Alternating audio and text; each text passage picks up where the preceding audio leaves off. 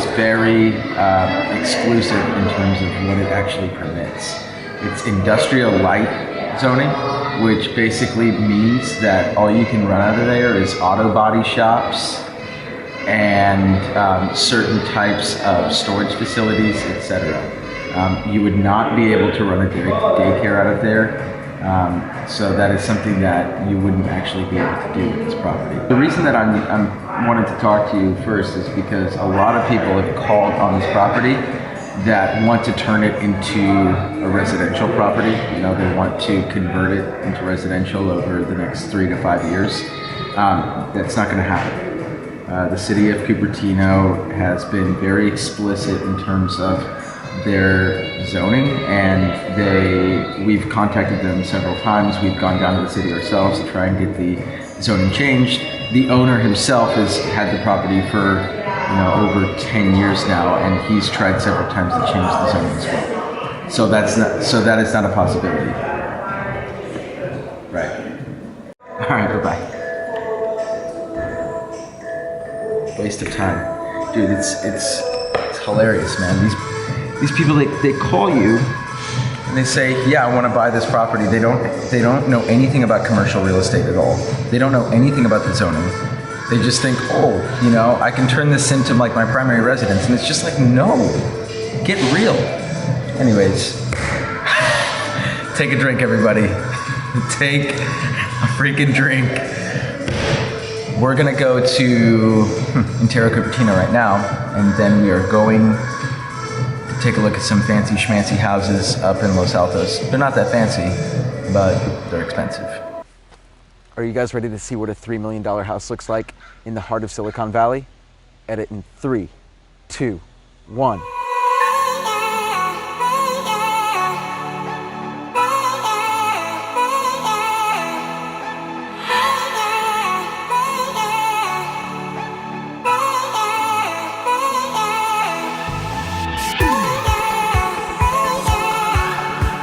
What's up, guys? Just chilling. Where my queen at? Like, where's she at? I'm too busy selling Silicon Valley for that. Guys, they made me put on my snakeskin shoes, they made me put these freaking booties on. Just like, Jesus Christ, come on. Don't you see these shoes? You see this watch? You see these shoes? That watch costs more than your car. Que pasa? Just try to avoid it. I know, you're just trying to like sneak by. Yeah, good to see you too, man. You're welcome, Danny. Good to see you. Yes, good to see you. What'd you guys think? So leave a comment down below and let me know what you thought of the house. Was it sexy? Was it not sexy? Did you like it? Did you not like it? Do you want to buy it? Because if you do, I can help you do that.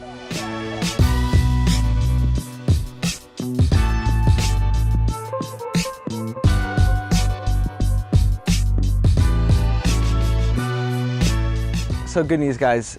As some of you may know, I'm actually a singer too. And 3 years ago, I had reduction surgery on my turbinates, which is basically a part of your sinuses and everything. Basically, I was having a lot of issues with my resonance.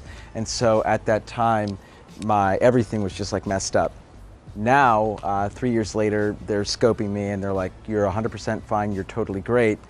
There's only one problem, my voice isn't 100% yet. And so we're just trying to get to the root cause of why my voice isn't where it used to be. And I think he was just like, how much caffeine are you drinking? And I said, well, 6 to 8 cups per day. And he's just like, well, that's probably part of the reason why, because caffeine does dry out the cords. Anyways, I'm boring you guys, but bottom line is, I'm gonna cut back on the caffeine and do some of the other things that he told me to do, and see if that helps. But man, it would be great to get back on stage again. So who knows, maybe I'll vlog a little musical action. You never know. You know what really separates the good agents from the bad agents? Well, what really separates the good agents from the great agents is their ability to solve problems in an efficient and timely manner, I think the best agents are really just amazing problem solvers. I mean, obviously they're good marketers, they're great negotiators. Generally, if you're a good negotiator, you're a good problem solver, right? Because negotiating is just preemptively, you know, removing a lot of the problems from the table, right? I mean, think about it, right? Like you can just say, oh yeah, we'll go in a contract and then negotiate the price later, right? But that'll be a problem. So a lot of the negotiations just kind of like remove a lot of the preemptively remove a lot of the issues. For example, like, you know, negotiating non-contingent offer, right? As a listing agent, if you're able to negotiate that, you're removing some of the issues that could arise if the contingencies were to be there. So those small little things, you know, really separate the good from the great, and the, you know, good from the not so good. You know, the not so good ones, they just can't solve problems, period. You know, it's just kind of like, yeah. Hey, how's it Dennis, going? fantastic to meet you. Nice to meet Yes. you. Awesome.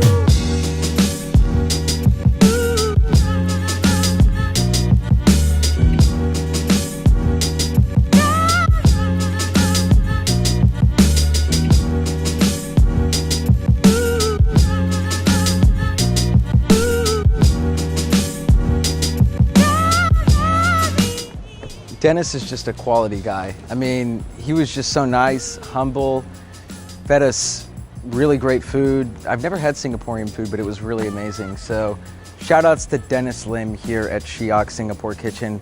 One of my favorite videos to date. So if you haven't been here yet and you're anywhere close to Menlo Park, I highly recommend that you come here. All right, family, thank you so much for watching. Today is the last day that I'm gonna be here in the United States for the next week and a half. I'm gonna go to Mexico and spend some time with my family. So you probably won't be hearing from me as frequently while I'm in Mexico, but rest assured, when I get back, we're gonna get absolutely lit. Who says that? What does that even mean? Who knows what it means, but it's provocative. So I'll see you guys in the next episode.